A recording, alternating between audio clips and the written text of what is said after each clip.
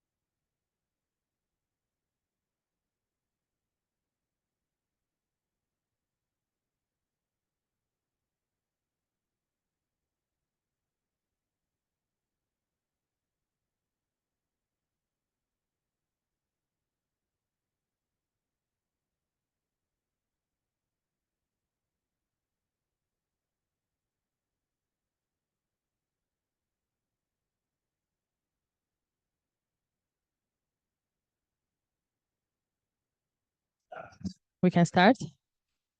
Do you hear me? Yes, I think we're. Well, hello everyone, and welcome to the panel on foreign influence on European democracy. My name is Victoria. I represent European Liberal Forum, which is the official think tank and political foundation of European liberals. We are a network organization with 57 members across Europe. We are a political foundation and an in-house think tank. And we chose this topic because we have had a great book published on the topic of foreign influence and disinformation, which you probably could see on the table if all of it wasn't taken. But here's the book, and on your chairs you can also see a postcard with a QR code where you can download the book. It's a great work with a lot of different contributors from different European countries, and Milos, who is one of our panelists today, was the editor of the publication. So I want to start by giving you a little bit of like an idea why we talk about foreign influence. I'm besides working for ELF, I'm also a journalist and editor of the European Correspondent. And I deal specifically with regions that are extremely prone to Russian influence and disinformation. Every other day, I receive pitches from the journalists about spy stories, about how this person was linked to the Kremlin, and how GRU had a very specific unit in Brussels responsible for bypassing sanctions, and about how different national outlets are spreading propaganda against Ukrainians and other different stories. So I see more and more stories about foreign influence and interference. But the objective, while we always talk about Russia, the objective is the same, to destabilize our democracy and exploit our vulnerabilities for the sake of, for example, harming the trust in governance and democracy in our institutions. So that's why today we have a very interesting panel. First, to my right, we have Pidi Finzi, who is the director of Dog Society. She'll tell maybe a little bit more about what she does when I ask her for the first question. Then to my left, we have Silvia Najivan. She is the senior researcher at Neos Lab, which is an Austrian-based, Vienna-based think tank. And to my right, we have Milos Odun, who is the president of Project Polska, a Polish think tank, also board member of the European Liberal Forum, and editor of a lot of cool publications with great design. We're just talking about that. So I would like to start by asking the first question to Silvia, because for the longest of time, when we talk about foreign influence and interference, we imagine disinformation, we imagine fake news. But do you think we have a slightest and faintest understanding of how big the scope of actual foreign influence and interference is? I'm going to give you the second microphone.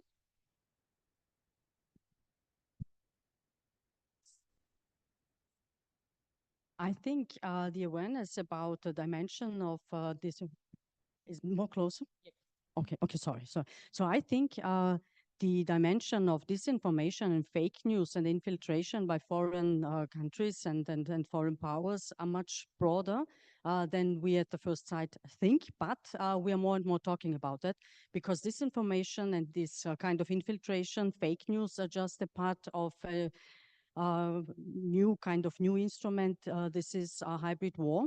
And these are the parts of hybrid war. And what means hybrid war? It's the combination of conventional aggression, this aggressive, the aggression against Ukraine, and this is the part of conventional war. And apart from that, it's the use of cyber attacks on critical infrastructure, as well as the weaponization of energy supplies regarding Europe, and food supplies when we talk about the global south. And all these parts are parts of the goal to demolish liberal democracy. So it's this whole picture of destroying, of the goal to destroy liberal democracy, and hybrid wars just play with the weaknesses of liberal democracy, because as Ivan Krastev mentioned, liberal democracy has paradoxically the means to abolish and destruct itself. So this is and it's not a new phenomenon. So it was invented in Cold War, and now it's reused. And it took years to realize it on the level on the side of Western countries. So this is going on for at least 10 years, so also before the annexation of Crimea. And it's now becoming that obvious that we cannot ignore it anymore. Thank you.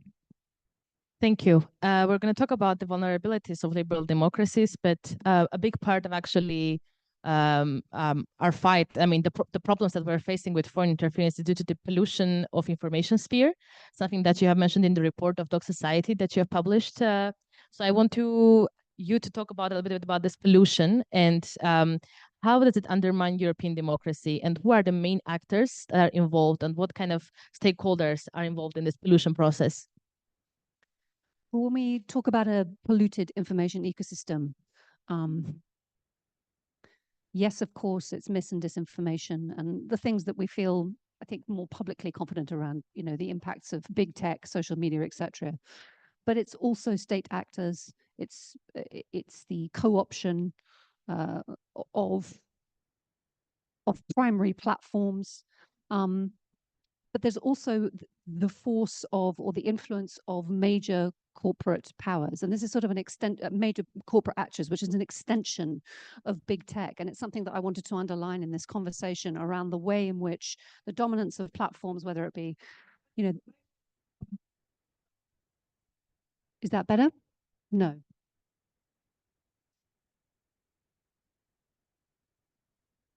Yeah, Valerio, can you help us increase the sound a little bit of the microphones, or that's it? Prova. I've just keep it really close. Really put it close. Really put it. Okay, wow.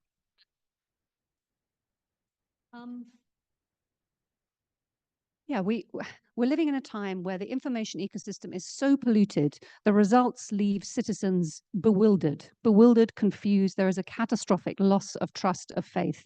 And we have to get a grip.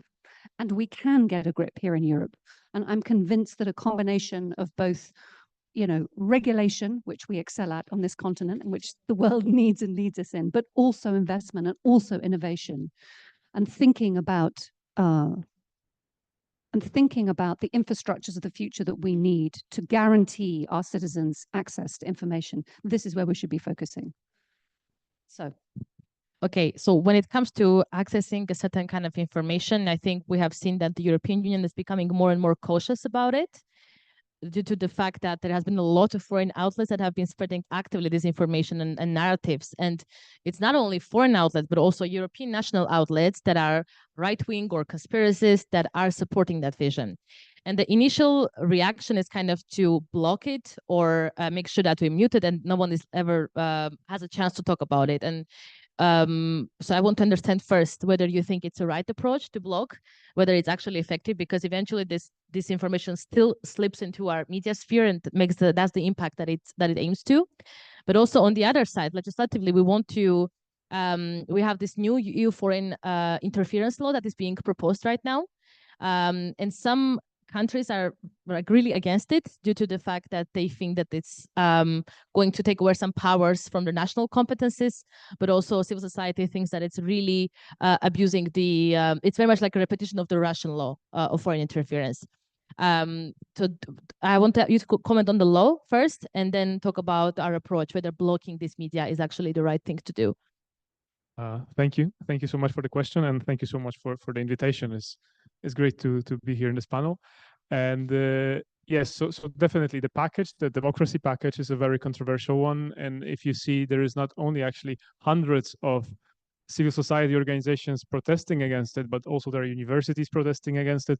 And as you said, some countries are protesting against it. So this is a highly controversial issue, and they have reasons, I think, to protest it. And one of the reasons is I think you mentioned it already, is that the fact that the European Union has been protesting so much against similar acts in other countries. I mean, of course, we can argue that they are not the same, that we are not talking about foreign agents here. But basically, the civil society organizations, they stress that European Union, who has been protesting against similar acts in Hungary, in Georgia, cannot do the same, or cannot do something that would be comparable to what other states been doing. And if we look at the world, actually, it's not only this very loud cases of of Georgia or Hungary who's been doing that, but of course it started in Russia.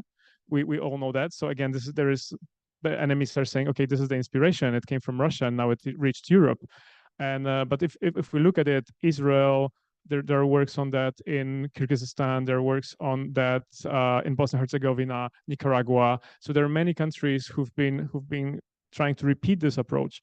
And then the people who are against it, organizations, universities, they are saying, the problem is elsewhere. Like it's not only about foreign influence. We should also think about influence here in the European Union. We have actors who are already influencing the political life, who are sponsoring radical extreme views, who are pro Putin or pro any other totalitarian or authoritarian regimes, and this act is not doing anything against these people. And what is more, if we adopt acts like that, we have governments in Europe that may be using this law against their own people, against their civil society. And we have parties in Europe which are maybe not in power yet, but they may be in power, and then they will have an instrument that would work exactly in the way that we protest in the context of Hungary or Georgia or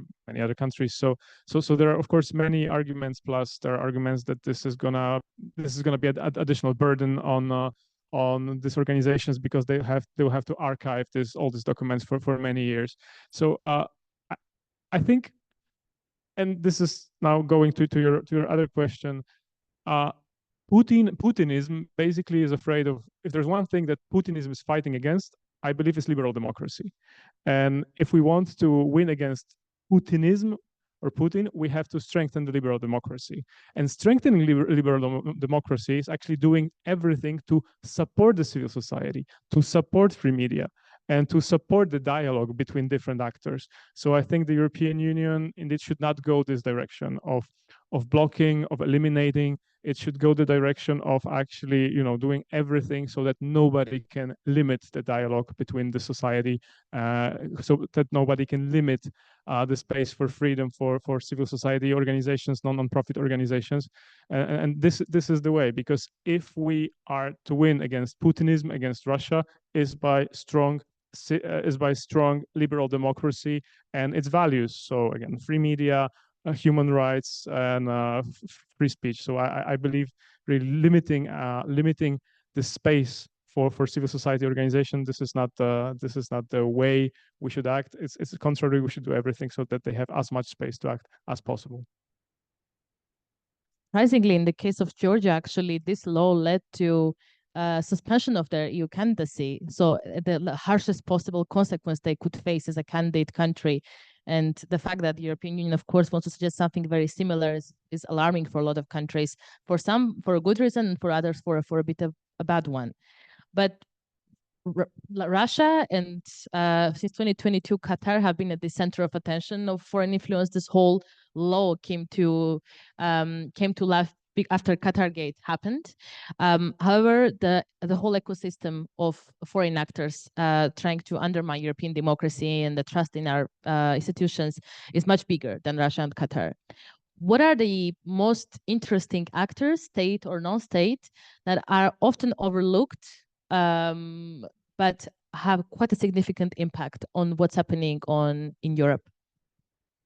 I think we also mentioned it today. So China, apart from Russia, is also a global player, which becomes more and more risky for Europe. So it's not only a trading partner for several years, the second largest trading partner, but also a competitor in green energy. And it also has, as we could see regarding the European elections, good contacts to a German AfD member of the European Parliament. So this was then a scandal, and this also gave insight then how the European political sphere and public is infiltrated by third parties, by global players, financing, Milos, as you mentioned, financing also political parties in Europe. And that means there are political parties of the far right and far left which are financially supported. And we can name a lot of examples, and they just false propaganda in accordance to Russia. So we have, for instance, we have the parliamentary elections in Austria on 29th of September, very close, and the party which might be the winner for the first time in Austria is the Austrian right populist party FPÖ. And it's clear that FPÖ also maintains good contacts to Russia, to Putin personally. The contract, this cooperation contract of 2016, obviously still exists because there is no news that this contract was finished or something like that. And also, also listening to Herbert Kickl, for instance, if his kind of rhetoric, the interview he gave regarding the elections in 1 hour, he talked about European security, that it's lacking a lot. Also the energy crisis, that this is a problem, but in no second he mentioned Russia or Putin.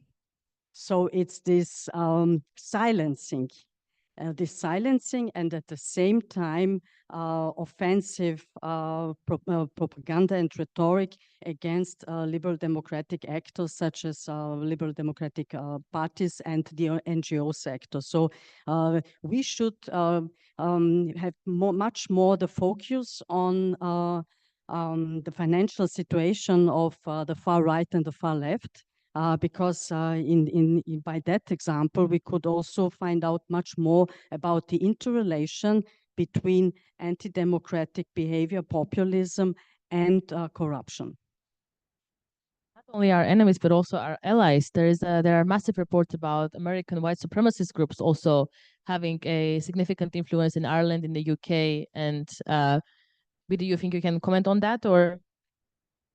Actually, can I build on your? I really appreciate you bringing up China. There was this fantastic piece of report here. I can share this piece of research talking specifically about China's use and deployment of media as weaponizing media. And there's some fantastic data in here that they're estimated to have spent over nearly 7 billion since 2009 building a global media presence. And that began initially as a relatively benign effort to kind of help create good conditions for doing better trade. And as their global ambitions have changed, so kind of weaponization of the media And, this is everything from massive investment in global television, radio networks. Their network in Nairobi, they've got from their network service, they have over 25 million subscribers in more than 30 African countries, broadcasting in 65 languages. And the materials that they're packaging up are being, picked up by many European broadcasters too. That's the thing. It's not just staying in Africa. It's coming here. And, China's deep pockets are playing for advertorials and all of the kind of major, the UK Daily Telegraph had an incredible long-term relationship, but also Washington Post, Wall Street Journal, Figaro, El Pay. Everybody was involved because everyone needed the money and China was happy to pay. So it's fantastic. This is incredibly serious and deep penetration. And, their objectives are, it's more, it's a promotion of anti-Western messages. They have a very clear intention. I think we really need to take that seriously. Except I feel in the case of China, it's very much different from what's happening with Russia. With Russia, the whole rhetoric is very aggressive. With China, you never really even hear about it. It's very subtle. Sometimes you cannot even crack what they actually want. You have to be really paying attention significantly and consistently to understand. And actually, BBC has a great podcast on what you mentioned as well, that they have been training African journalists quite significantly with a special journalism style that they called white journalism, like very positive oriented, that it's a very specific type of journalism where you don't criticize as much. And they're trying to export this model of doing journalism to a lot of African countries. And that's been working because if you are a journalist for a country which doesn't have the infrastructure to support you, you of course would opt to go to Beijing, for example, to get trained by one of the biggest media outlets in the world.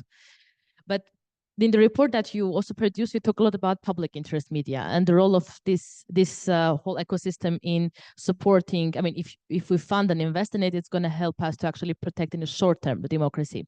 I want to ask you to first clarify what is public interest media, and what is its role actually in our fight against foreign influence. Well, I want to confess that my position has changed a lot in the last few years. I've become more and more convinced that in this moment of in this environment, an incredibly polluted information ecosystem environment, that we absolutely need to refund, not just defend, but refund some of our core public service broadcasters. We have something so precious here on the European continent, and it is diminished. It is under political pressure. It's certainly under economic pressure. And actually the role they can play both internally and in terms of co-productions internationally, their influence internationally are paramount in a moment of incredible vulnerability in terms of the information ecology. So first that, and we can talk, and it will need maybe a bottle of wine over it. We can talk about how these feel like middle-aged relics, creating middle-aged programming that isn't really watched or loved by a younger generation. Fact, absolutely true. That actually can be addressed. That's not impossible to address. And it's absolutely true that younger audiences don't have the same relationship. They don't look at the BBC and become dewy-eyed and emotional and think of it as a bastion of democracy. They kind of are a bit eye-rolling and it's a bit tedious. You know, I completely agree with that, but we can't throw the baby out with the bathwater. The principle of media in the public interest as a critical source of information, of trusted information that underpins our societies is essential. It may be that those public service broadcasters need to evolve. And I guess the thing that I would pitch to you all is advocate, let's protect those guardian institutions in the short term. It would be a terrible mistake just to kind of continue to defund and diminish them. But please, in Europe, let us invest now. This is the era of innovation. Let us together to start to design the system for the distribution of public interest media for the 21st century. We have dragged a kind of 20th century paradigm into this deck, and it's now 2024. You know, and it's time to imagine, you know, what could those platforms be? What could those kind of personal algorithmic curational devices be? This is something we could do. We build on a tradition that we are proud of, that we understand, and we now start to build a new piece of technology and infrastructure which preserves that principle, by the way, not just for Europeans, but globally, because now this time it won't be about, well, what could work in the UK? Of course it won't be that. We have to think about a global provision, you know, and, you know, that task is not beyond us. Let's remember the streaming giants like Netflix, they're 12 years old. They're 12 years old. They have 200, you know, that just one platform has 250 million subscribers.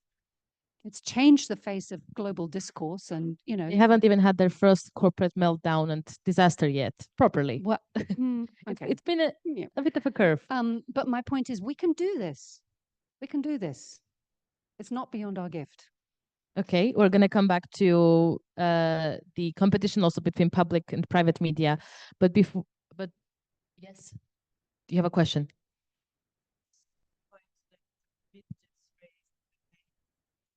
Sorry, because I spent only 30 years talking about this.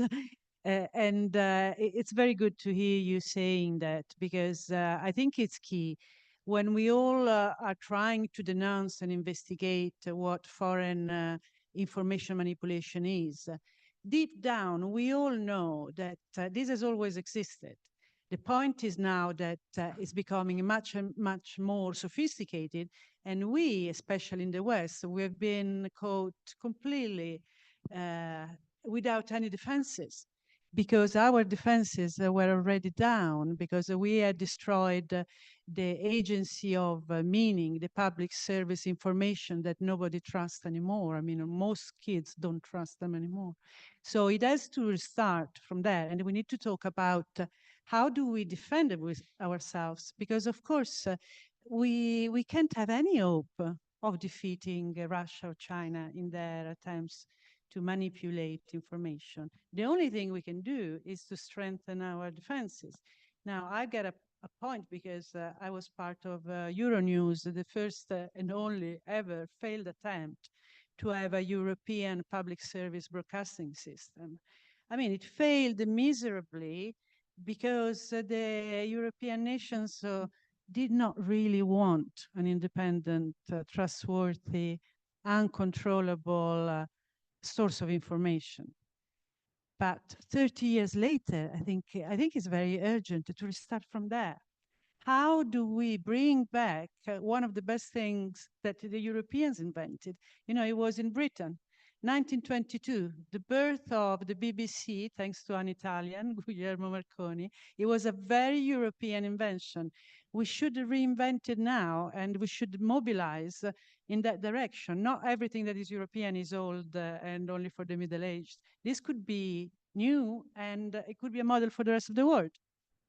I think we have to build it together with the rest of the world. I don't think it's a European system now. I think that's, but it can come from here, from all of our expertise. More and more authoritarian countries have expressed interest in actually buying these European outlets. Even behind Euronews's acquisition, there were some questions, like linking them to Orban. No one really knows now at the moment, but there are these stories. So if you want to build the public big media, it also has a lot of questions about whether you would be able to protect them from being bought by powers. Because if you build a massive platform and then sell it to someone who can use it with a bad intention, that also has a lot of danger. But I feel like between me being an Easterner living in the West, I see a massive difference in perception about what is dangerous, what is a foreign interference, what are the risks. Specifically about Russia, but also about other countries as well. I feel Easterners are a bit more cynical about this kind of stuff because they have been through a lot of trauma and still are going through a lot of war and conflict. It's almost like I'm barely 30 years old. I have seen a revolution to 3 wars. By now, I have had years waking up every day fearing about my family. So the concept of fear and risk are very different. Do you still think that the problem that we cannot find a European understanding and about what is like how to deal with the problem is because there is still a East-West divide, even after the war has been on the continent for 2 years already? I'm an Eastern European who lives again in Eastern Europe. I live in Poland, so maybe let me start with the media. For 8 years, last 8 years until 2015, Polish public media became a propaganda tube, I think unknown in the past, and really there was no nuance. It was just so in your face. And I think even if I watch old media, public broadcasting from 1980s or 1970s, I think it was more settled and like nuanced than what we had in some of the programs in the last 8 years. So and it was done. I don't want to comment about the government in general, but it was done by a party who is strongly anti-Russian, right? Being anti-Russian is one of their things. After the plane crash in 2010, the party leader and everybody in the party is strongly anti-Russian. But what they did to the public media, how they totally dismantled the public trust in information in public media again. Basically, they gave a weapon in hands of Putin because our society, after this 8 years, is much more vulnerable vis-a-vis the propaganda that comes from the East, because people trust less. People don't trust the public media, which were building their position for many years. And of course, now it's changing. And now also sharing like my personal experience, I have huge cognitive bias, like watching public media, because you remember what it was in the last 8 years, and now with the changes you are not really sure what's happening. So it's a huge cognitive bias that I'm having. But we have to do a reform. And also my concern is that in Poland, when we think about the reform of public media, we think about kind of going back to the past. Nobody think about that the modern public broadcasting cannot be just TV and and remote control. This is not this is not where media are these days, right? Media are elsewhere. Media is okay. It's Netflix. We don't want to have Netflix beast Netflix too, but we want to be where people are.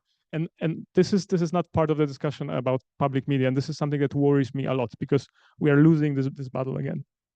And talking about East and West, I still believe that the division is there, and I think we saw it very clearly in 2022 after February 2024.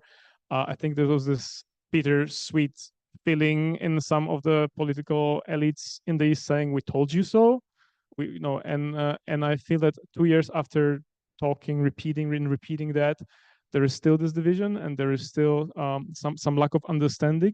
But then again, I don't want to say that there is a great Eastern Europe who really know. Okay, we knew that.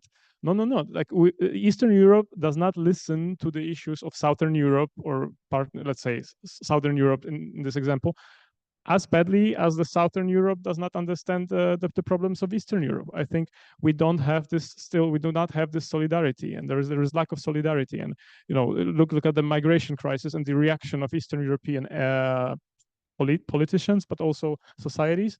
It was just lack of understanding. Like we have common institutions and things, but there is still lack of solidarity and lack of common understanding. And I think this solidarity is exactly what we need in Europe. People just need to understand and sympathize, because without that we cannot move forward. So for me, the goal is not only that our counterparts, our partners, NGOs, media, societies, politicians in Spain, Portugal, Italy, they understand the threat that Putin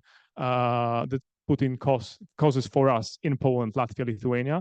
But also it's important to me that Polish society, Czech and Slovak, knows what really migration crisis on the Mediterranean means for Italians, Spanish and Greek, and that these are our common problems, common solutions. And if we do not understand it, if we really treat it as, if we really see that, okay, there is a tension between us, like who is gonna use this tension against us? Again, Putin is propaganda, right? They're gonna use this tension against us.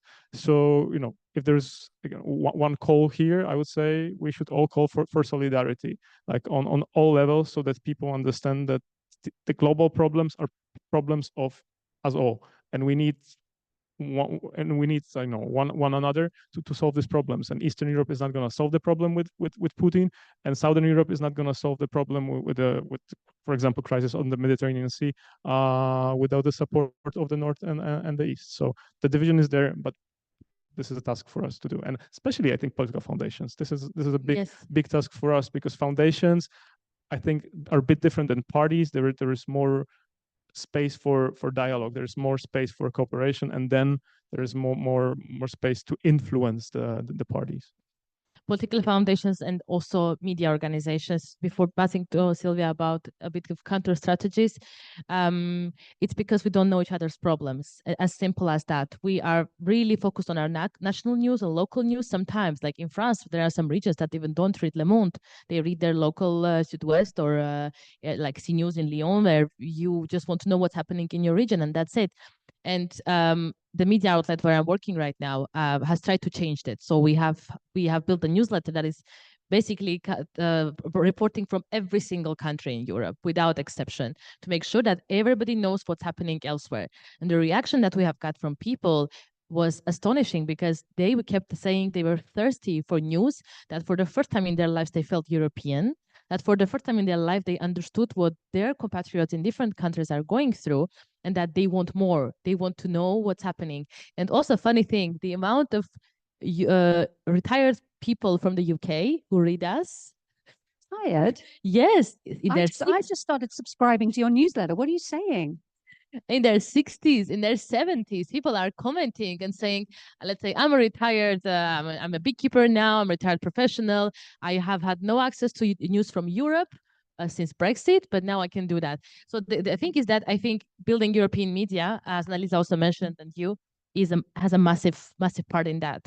So give people what they want. But media is only one part of it. And in the book that you can check out, you wrote a chapter on actually liberal counter strategies to Putin's hybrid war. I want you to tell me a bit about what the strategies involve and how are they liberal? Yes, thank you. Many of these strategies have been mentioned today, so I do not want to repeat a lot. But the public service, public broadcast service, just to mention that spontaneously. So the BBC was the role model for Austrian ORF after the Second World War, because then was exactly this thinking and the awareness that news production has to be independent. Okay, in Austria, up to now, it's not really independent, but politically influenced. But there are political actors who work on that, and the awareness is here. And also the transnational public sphere and the liberal counter strategies are based on the idea of Hannah Arendt, producing a common public sphere. So this is where power is produced. So this is social interaction by humans, and power cannot be owned by one person or party. It's developing and emerging. It's emerging and developing through social interaction. This is the main idea when talking about liberal counter strategies, also meaning setting up a new liberal democratic script. So instead of running behind populists, and of course fact checking is necessary all the time, but proactively force own liberal democratic agenda and a new narrative giving also new hope. And this was topic today as well. So working on new positive, optimistic visions. And this is also the duty in the end of politicians. And coming back to the Austrian case, so regarding the parliamentary elections, you can also divide between politicians who force hate speech and propagate a negative narrative, and those who offer concrete solutions. And concrete solutions are also democracy education from primary school, or ideally from elementary. So primary school and elementary education, so from kindergarten, even from kindergarten, because you can have philosophical conversations with children. It's possible. And it's this democracy and the democratic education, this awareness, what it means to live in a democratic state and in the democratic and liberal European Union, which of course changes and develops further, but does not lose its core values. And this education also does not stop. It's lifelong learning. It's until it's going on. It's going on the whole life, because we all, many of us are no digital natives, so-called digital natives, but digital immigrants. Okay, but we can learn. And okay, we cannot eliminate disinformation and fake news, but we can make liberal democracy more resilient. And these are all the parts for also changing the mindset and being aware, okay, democracy is nothing stable. It develops. It has to be fighting for each day. And each of us is also responsible for that. So this is in the end, this changing mindset, apart from, okay, the regulations and that Article 7 has to be strengthened, and also the EU reforms, but the individual changing mindset. But actually, I want to ask you to comment on a follow-up question. Sometimes it feels like whenever you are trying to give a message of hope and optimism to either of you, while people are objectively suffering, because let's be honest, in a lot of countries, the middle class is under a lot of strain and it's getting very difficult, inflation and war and all the uncertainties in life. So you can seem out of touch as media organization, as a think tank, as a politician. How to navigate this like very blurry and like narrow line between being optimistic and having a message of hope, but at the same time not feeling out of touch, not seeming out of touch? May I reframe what I think the challenge is? I think there is a terrible kind of patronizing denigration of the citizen for what it is that either the PSBs or corporates think that they want to watch or hear. You know, right now, the major corporate streamers, they are pumping it. We're in the midst of the most existential polycrisis of our age. And the response of the corporate streamers is to depoliticize everything and serve up a diet of bread and circuses, of celebrity-helmed content. And there's this kind of relentless kind of homogenization. Just serve them entertainment. That's all they want. That's all. Let's make it shorter, sweeter, kinder. That's all they want. It's like, I totally reject that. I totally reject that as a supposition. It's being forced upon us. And many of the public service broadcasters kind of fall into line, kind of following this market logic and algorithmic logic. I reject it. I reject it absolutely. You know, in a time of polycrisis, we need serious, important conversations about our democracies, about the climate, about inequality. We need them on our screens, on our airways, and there needs to be more creative and political courage. And that will mean rejecting market logic and algorithmic logic. And we must have the confidence to do that. And there are a number of ways ensuring that that happens. We're not going to change what Netflix decides to program. That's fine. We'll let them do their thing. Though, by the way, we could carry on taxing them one country after another, please, to put some money back into our coffers. We can support, refund our public service broadcasters and try to give them some courage. We can, more importantly, I think, imagine a new infrastructure which doesn't look like the old one. But there's a third leg to this, which I think is so important. In this context, where both state, broadcasters and corporates have failed us, are failing us at different points, we must also invest from the grassroots up. So these are top-down solutions we've been talking about.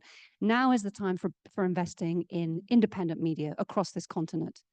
Every single one of those kind of, whether they be journalism outfits, whether they be independent filmmakers. I mean, let's look at the patterns across the pond. You've got, pooled funds like Press Forward pouring 500 million into trying to revitalize local journalism across the United States. They're not doing that for an accident or because it's fun. They're doing it because it's desperate, because they've actually, the decimation of journalism, of public interest media has created news and information deserts, and they are rebuilding. We can get ahead of this now. We can get ahead of this now, and there are fantastic examples of initiatives, the beginnings of pooled funds here in Europe. I was thinking about our colleagues at Civitatis who are specifically thinking about a kind of democracy and media fund. There are mechanisms to do this. So my prescription is investment into independent media from grassroots up, because that's the fail-safe when there is kind of state capture and corporate capture. I think if we do that, we have a chance to take back some of the public square and actually give citizens what they want. And let's believe in them, that they want and they need the analysis for this age, for this moment. For that, we actually first need to change the rules of European funding of media, which is very restrictive. But Francesco, you have a comment? No, I'm sort of forced to jump into a conversation which I'm not an expert at all. But it's very much our personal experience, to, for instance, have the Siena Conference on the Europe of the future to go through the media, especially the Italian media, no? Because here the question is, it's also a sort of proposal to sort of twist a little bit the narrative, because as Bidi was saying, the problem was probably saying it also you, Milos, the problem is not just the fake news. The problem is that we have no space for real news. We have no space for important news. We have no space for beautiful news. We have no space. I totally agree with you that we should talk about climate change, but we have no space for proposal on climate change. Nothing, almost zero. No. And by the way, there is, to me, quite honest, I'm a little bit simple on that, an antidote, an alternative to this deterioration, which then is also more permeable to fake news. We have 3 journalists from The Economist here. And by the way, not even one from the second most important newspaper in Italy that doesn't even care to respond, to say, wow, there is the Siena Conference. You're talking, you know what I'm talking about, Giovanna. a center-left newspaper founded by Eugenio Scalfari. But that's just between us. The Economist, for instance, is still able to talk about real stuff, about sometimes not much, not often beautiful news, and about proposal, about research. It's not just the Economist, you know. So it's a question of probably business models, probably of public media. However, it's not just about reintroducing the RAI, you know, or the BBC. No, we are in the 21st century, and BBC is a creature of the 20th century. So it's, but it's more like my proposal is to probably a little bit change the narrative, because it's not just about Putin. It's about ourselves killing ourselves. Yeah, we have a journalist there. Sorry, Anna, is it possible, because you raised the head before? You wanted to say something. Maybe you can reply to Francesco's comment about why there is no place for good news, for important news. I will come to that, but first I wanted, I will say, first of all, my name, I'm Alexander Metodiev. For those who I didn't introduce myself, I'm independent journalist, I'm a freelancer, and I have the experience with funding. What the lady mentioned, that is very important for that it's very important to have financial support for independent journalists or media outlets.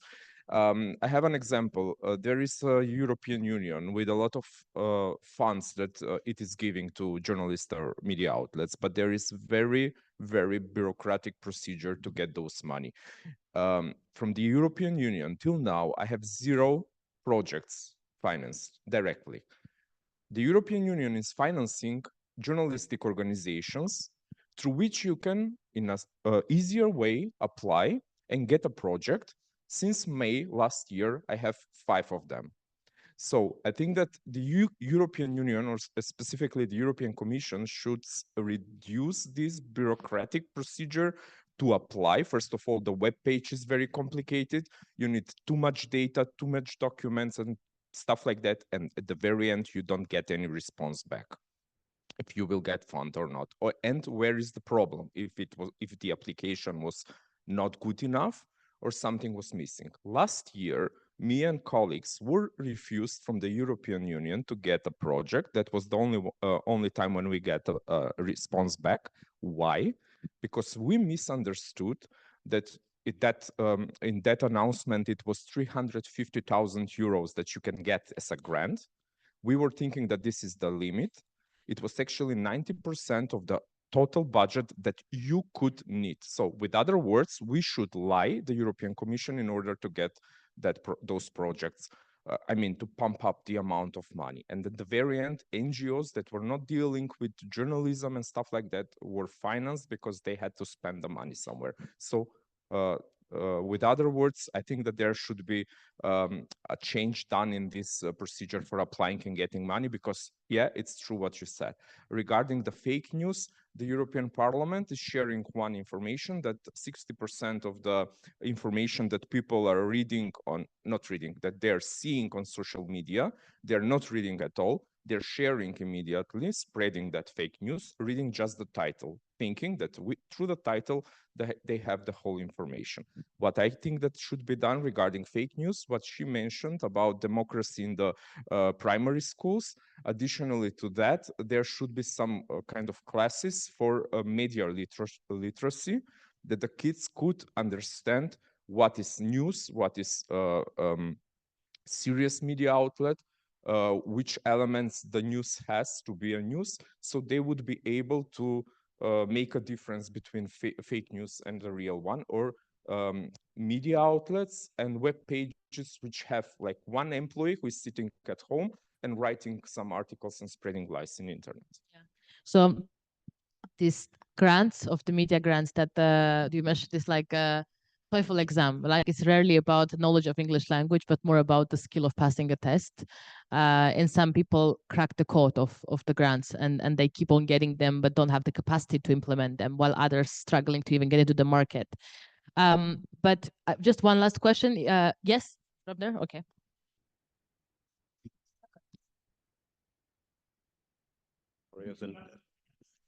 he's an ex-economist person, Bill Emmett. My name's Bill Emmett. Just wanted to add something. I apologize I arrived late, but I kind of think this won't have come up, but I want to add something because of what Vidi said about the commercial flow of money towards non-news, entertainment, etc., which is that one issue that's not mentioned much is the way digital advertising works. And that is a vital issue that in the past, you would telephone the person placing ads in The Economist, and you would say, I do not under any circumstance put my ad next to Bill Emmett's article. And then it would be placed where you wanted it. Nowadays, there's no control. It's an algorithm that allocates. So how do advertisers react? They avoid news altogether. This is the problem. So obviously, number one problem is that Facebook ate our lunch. But the number two problem is that advertisers no longer have a way to distinguish between safe news and fake news or hostile news or controversial news or nasty news or whatever you want to call it. But you can have rating agencies that use their own algorithms to assess in an independent way whether particular sites, particular outlets are or are not hate speech or not, and that sort of thing. And if this was required, that independent rating agencies were used by tech platforms and by advertising agencies, then it could help to redirect at least a percentage of money towards more news things that Beadle has said. Thank you for that, Bill. There's another. It's in exactly the same things happening in film and television. So again, sorry to pick on Netflix, but hey, they won't touch projects which will offend, key market interests. So I'm not going to do anything that's going to offend the authorities in India, in Russia. We certainly saw this in Brazil under the Bolsonaro period. They're definitely keeping a keen eye on Trump and the MAGA crew. So, this is a form of self-censorship. But now that they've introduced advertising into their own kind of paradigm, the advertisers are also doubling down on that. So we're just never going to have anything close to a robust curation of content on those platforms. And we should absolutely not expect it. And I think it's just important to, they launched into the world, certainly we thought they're so fabulous. They're so progressive. It's like, those days are done. And I think understanding that fully and the pressures upon them is really important. They are not serving our interests. They're not serving citizens' interests. They're not serving the interests of democracy. So what are we going to do? And how are we going to take back the public square? I think that's critical. Yes, and because the time is running out, I have one last question for Milos and Sylvia that you can both comment on. I would like to talk about the growing disenchantment of young people with the idea of democracy, because trying to get back from media and news to the whole concept again, why are we so vulnerable to foreign influence? Because young people don't believe anymore the fact that democracy makes their life feel better. They don't see a connection between the quality of life and well-being and the concept of democracy. And this gap is much more visible across ages, generations, and genders between men and women.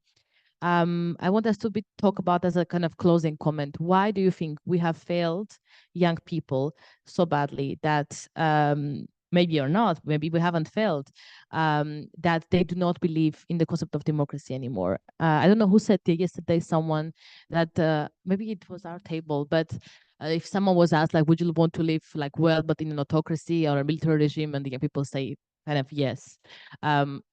Why? Or how did we get here? Okay, I'm starting. So first I would not generalize. Would not talk about young people all in all.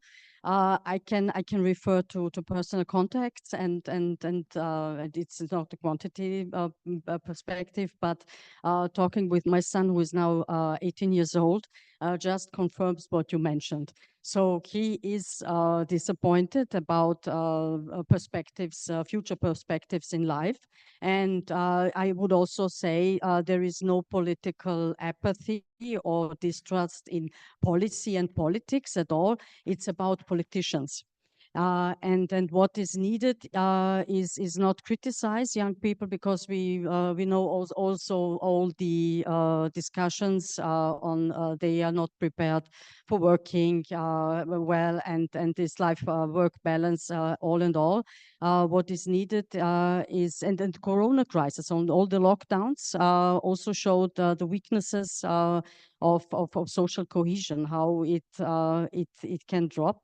And what is absolutely, when talking also the changing mindset and democracy education and media literacy, of course, in that context, what is needed is also to optimize ourselves, and also what can we promise to young people. And when you were talking about, my first impression was generalizing, they were left alone. So it's now the necessity for more dialogue, open dialogue, and also offering perspectives. And offering perspectives, again, leads to European level. And Erasmus Plus programs were often mentioned, and improving all the European programs which still exist. And also, what was also a good example for a good practice, it's now ended, but the YouthNet program, and it was started by the Austrian government in 2001. It started with exchange projects in Southeastern Europe, so former conflicting parties, and it broadened to Eastern Europe. So there are a lot of programs and initiatives, to summarize, which still exist. They have just to be reactivated again. Under 1 minute. Really quickly, I definitely don't want to complain about young people. I think it means that, I mean, I feel like I'm really aging when I start discussing young people. I'm still in my 30s, and when we are talking about young people, it feels a bit weird. But yeah, I don't want to criticize young people. I think we're all living in this polycrisis, and this is something that is difficult to debate. As Victoria knows, one of my very important topics to me is loneliness, and we have also a publication about loneliness in the European Liberal Forum. And I think this is one of the causes that we should fight against. Like, young people feel more and more lonely, and if you look at the research, they feel more lonely than the older generation. And I think this is the society, the school system, the social media environment we created. This is something that is pushing them to this feeling of loneliness with all its terrible consequences. So I would say, let's maybe not focus on why are they so bad, but let's focus how we can change it. And I think schools, social media, again, media in general, which will be building, helping them to build relations and end relations and live through relations, like valuable relations and relationships, is very important. So we should include that in many aspects of our life. Thank you very much. By the way, you can find Lonely Europeans on our website, but we don't have time. I'm really sorry, but please approach us after, and we can talk.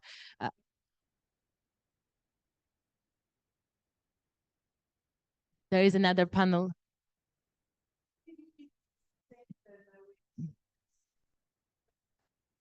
Just wanted to say thank you for everyone who came and to listen, and thank you to our panelists, Bidi, Milos, Sylvia, very much. Please, a round of applause for them.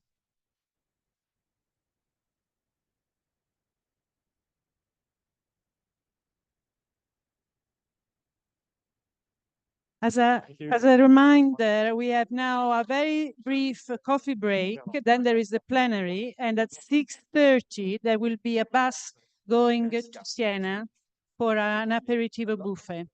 So 6:30, the buffet bus. Okay. Wow. Is education. And for example, Latin America, it's very trying to push the young people in an environment of solidarity, speaking with the people, etc. And we are going Some of us are starting a small class,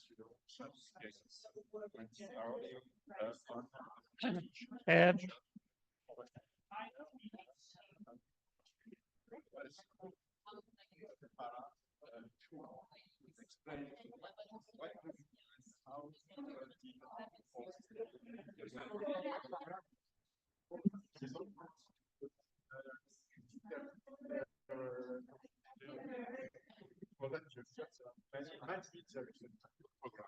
called social coherence. So the proper major quest.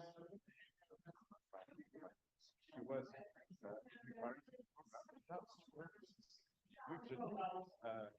major,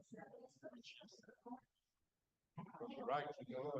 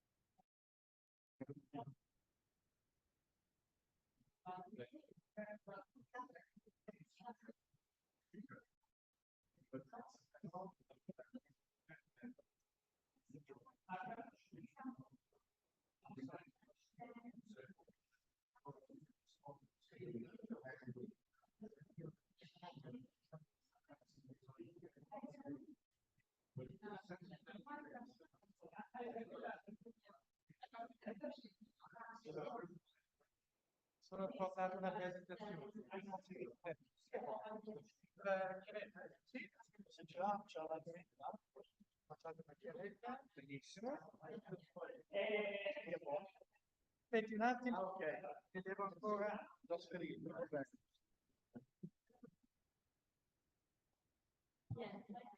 Okay, yes, I think it's probably easier. Daniel, yes, that should be fine. Yeah, I'll sit here. Yeah.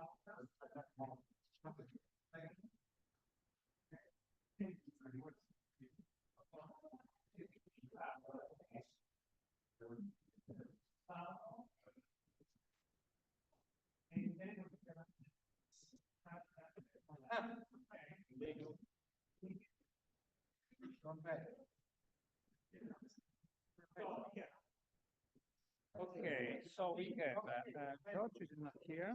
Okay, so my definitive list is Is Daniel. Daniel, is the introducer, Barbara, Yeah. Eric,